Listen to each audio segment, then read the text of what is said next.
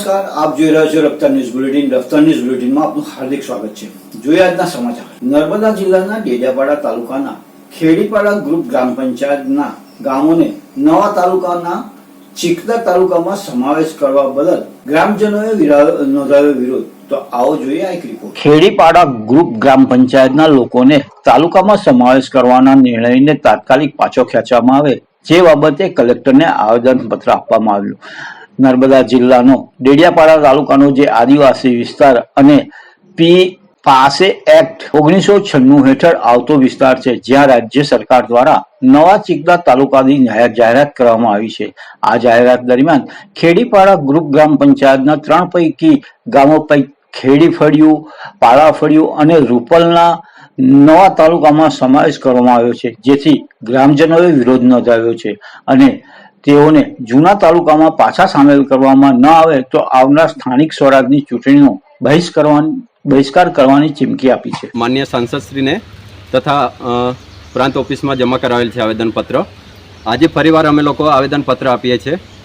અમારું જે કિલોમીટર છે એની સાથે 2011 અને 2013માં જ્યારે સર્વે કરવામાં આવેલો ત્યારે કે અત્યારે પણ આજ સુધી ગ્રામ પંચાયત પાસે કે કોઈ પણ ગ્રામજનો પાસેથી મંજૂરી કે પછી ગ્રામસભા બોલાવવામાં આવેલ નથી અને સર્વે વગર તાલુકામાં અમને સમાવેશ કરવામાં આવેલો છે, જેના કારણે અમને આર્થિક, ભૌગોલિક અને શૈક્ષણિક તેમજ જે પણ ડોક્યુમેન્ટ ચેન્જ કે અન્ય કામો છે તેમાં અગવડતા પડશે, જે કારણે અમને અમારા જૂના તાલુકામાં સમાવિષ્ટ રાખવામાં આવે એ બાબતની અમે લોકો આવેદનપત્ર આપવાના છે. આપણી પંચાયતમાં કેટલા ગામડા?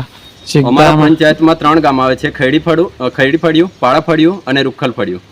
આ 3 ગામો અમારા પંચાયતમાં સમાવેશ થાય છે ને 3 ગામોને અમને લગભગ 30 થી 35 કિલોમીટરનું અંતર પડે છે ચિકદા, જ્યારે ડેડિયાપાડા અમારું 16 કિલોમીટર છે. તો તમારી શું માંગણી છે? અમને જૂના તાલુકામાં સમાવિષ્ટ રાખવામાં આવે, નવા તાલુકામાં સમાવિષ્ટ કરવાનો તર્ક વિતર્ક એમાં કોઈ અમને લોકોને કોઈ ફાયદો દેખાતો નથી.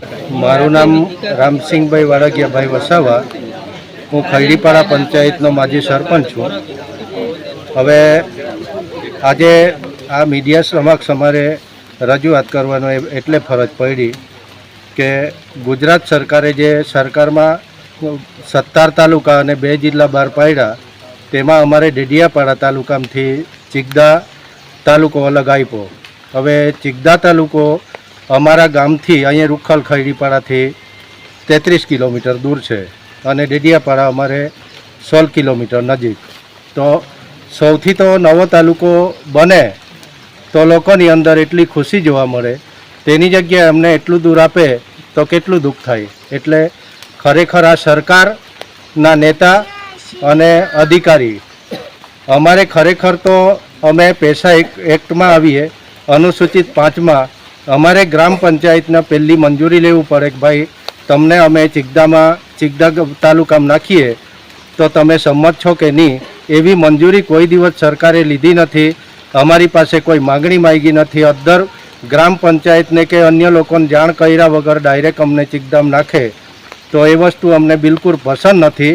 અમે કલેક્ટર સાહેબને આવેદનપત્રો રાજપીપળા જઈને આપ્યો, પ્રાંતને આપી અને અહીંયા ડેડિયાપાડા મામલતદારને આપી. અમારા પછી જે આવેદનપત્ર આપ્યો તેમાં રોંધા, ગુરદા, ચાંબાને એ લોકોને બાકાત કર્યા. તો અમારે પહેલું આવેદનપત્ર આપ્યો, આજ સુધી અમને જવાબ નથી મળ્યો. એટલે અમારે ખરેખર ચિકદા તાલુકામાં રહેવું નથી અને ચિકદા તાલુકામાં બિલકુલ રહેવું નથી. એટલે અમને જ્યાં ડેડિયાપાડા અમારે જૂનો તાલુકો હતો ત્યાં રાખે એવી અમારી માગણી છે અને આ માગણી નહીં સ્વીકારે તો અમારે કોઈ પણ કામમાં અમે સરકારી કામમાં સંમત છીએ નથી. એટલે ચિકદામાં અમે બિલકુલ સંમત નથી. એટલે અમને ડેડિયાપાડામાં રાખે એવી અમારી માગણી છે. મારું નામ બંગડાભાઈ ઉમરિયાભાઈ વસાવા, ગામ ખેડીપાડા, તાલુકો ડેડિયાપાડા, જિલ્લા નર્મદા. અમે વર્ષોથી ડેડિયાપાડામાં અમારા ગામ છે. તો અત્યારે જે કંઈ નવો તાલુકો બનાવ્યો છે એમાં અહીંથી અમને લગભગ કમસે કમ 30 થી 32 કિલોમીટર થાય છે ને આ બાજુ ડેડિયાપાડા 16 કિલોમીટર થાય છે અને ત્યાં જવા માટે અમને કોઈ વાહન વ્યવહાર નથી. એટલે અમે ત્યાં જવા માટે યોગ્ય નથી અમને. અને અમે અત્યારે જે કંઈ થશે હવે આ બધું જો ના અમને ડેડિયાપાડામાંથી જો ના ત્યાં જો પરસ્ત હોય તો અમે ચૂંટણી બહિષ્કાર કરી છે.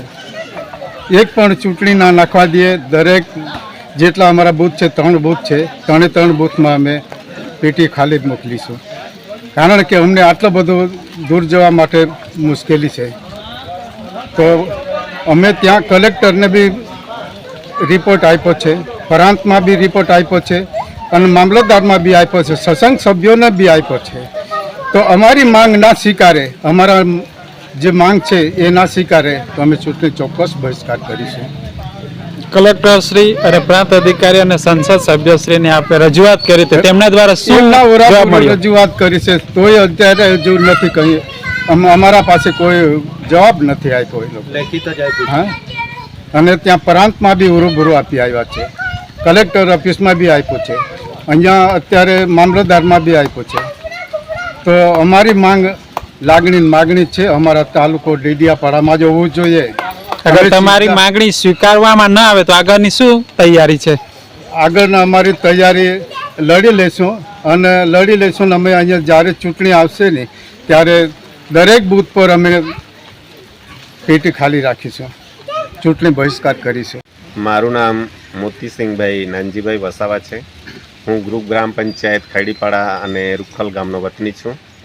અમારી વાત એ છે કે જે રાજ્ય સરકારનો પરિપત્ર બહાર પડ્યો છે, જે નવા તાલુકાનું વિભાજન થાય છે, જેમાં અમારો જૂનો તાલુકો હતો ડેડિયાપાડા તાલુકો, જે અત્યારે અમારા જે ખૈડીપાડા પંચાયત છે, જે નવા તાલુકા ચિગદાની અંદર સમાવિષ્ટ કરવાનો જે સરકારનો પરિપત્ર બહાર પડ્યો છે, એમાં અમારી માંગણી એ છે, આપ મીડિયા મિત્રોના માધ્યમથી અમે એ કહેવા માંગીએ છીએ કે અમારી જે માંગણી છે કે અમને જૂના તાલુકા ડેડિયાપાડામાં રાખે, કારણ કે જે નવો તાલુકો ચિગદા બન્યો છે એ અમને અહીંથી 35 કિલોમીટર દૂર પડે છે.